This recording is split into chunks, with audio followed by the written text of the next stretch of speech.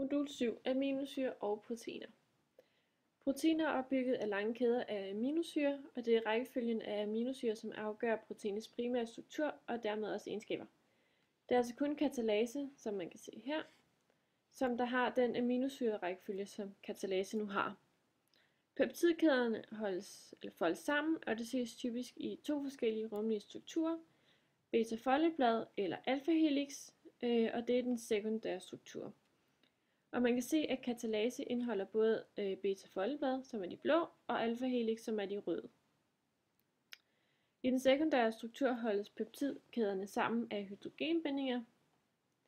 I det næste step, der ser vi på den tertiære struktur, hvor en del af peptidkæden holdes sammen af forskellige bindinger, som hydrogenbindinger, svovlbrun og ionbindinger. Og dette holder kæden sammen og danner de to forskellige strukturer, beta-folieblad og alfa-helix. Og også mellemstykker, så man kan se, at det bliver meget rummeligt proteinet.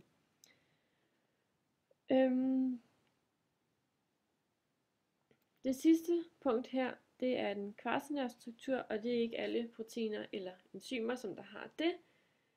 Men det er for eksempel, som man kan se her, når 4 ens proteinkæder sammenkædes, og det bliver så underenheder i det store protein. Og i figuren kan vi se, at der er 4 ens kæder, der er sat sammen. Her der har vi et forsøg, hvor der ændres i koncentrationen af hydrogenperoxid, og reaktionshastigheden ses så af skumdannelsen. Og man kan så se af delforsøgene her, at reaktionshastigheden stiger med koncentrationen af hydrogenperoxid, og det gør den så indtil et vist punkt, hvor man kan se, at at 4% og 8% næsten er ens, altså er reaktionshastigheden næsten det samme for de to forskellige koncentrationer af hydrogenperoxid. Det skyldes, at ved en bestemt koncentration af hydrogenperoxid, altså en af reaktanterne, der bliver enzymerne mættet, fordi enzymerne binder hydrogenperoxid hurtigere, end det kan omdannes til produktum. Reaktionshastigheden stiger ikke mere her, fordi der er for meget hydrogenperoxid til stede, til at enzymerne kan følge med. Ved temperaturændring til op mod 70 grader, der vil katalase denaturere. Det vil simpelthen ikke virke ved så høje temperaturer. Det virker bedst ved omkring de 37 grader, fordi katalase er et stof eller et enzym, vi også har i kroppen.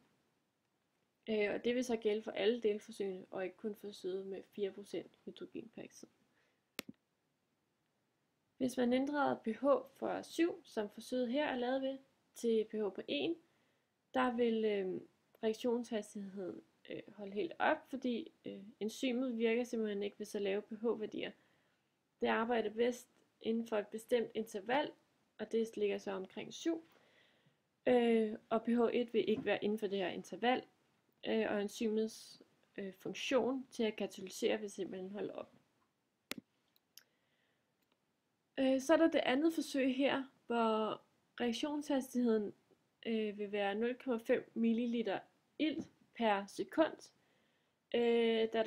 Man kan se af forsøget her, at der er 10 ml ilt ved 20 sekunder, altså giver det 5 eller 0,5 ml per sekund. I en vurdering af de to forsøg her, der vil jeg skyde på, at forsøget her, som er det andet forsøg, er mere præcist. Her der er der mange ting, der spiller ind, fordi at vi skal arbejde med bestemte mængder af katalase, som der skal være ens, plus sulfonen skal ligesom blandes i opløsningen på en måde, så den ikke bare ligger i bunden. Så man skal ryste de her reagensglas, og hvis man ryster det for meget, så vil der jo komme en skumdannelse, og så kan det være svært at sige, om den kommer fra det, eller at det rent faktisk kommer fra katalase, som katalyserer det og danner ilt. Desuden, når man skal aflæse reaktionshastigheden, der skal man jo aflæse det her med, hvor høj skumsøjlen er blevet over en bestemt tid, og der kan det godt være lidt upræcist. Her derimod, der er det meget præcist at se, okay, 10 ml ilt er der dannet ved en bestemt tid, og der er ikke så mange faktorer, der kan spille ind og og påvirke resultatet til at blive mindre eller højere. Derfor vil jeg vurdere, at forsøget her, som var det andet forsøg, måske er mere præcist til at sige, hvad reaktionshastigheden er.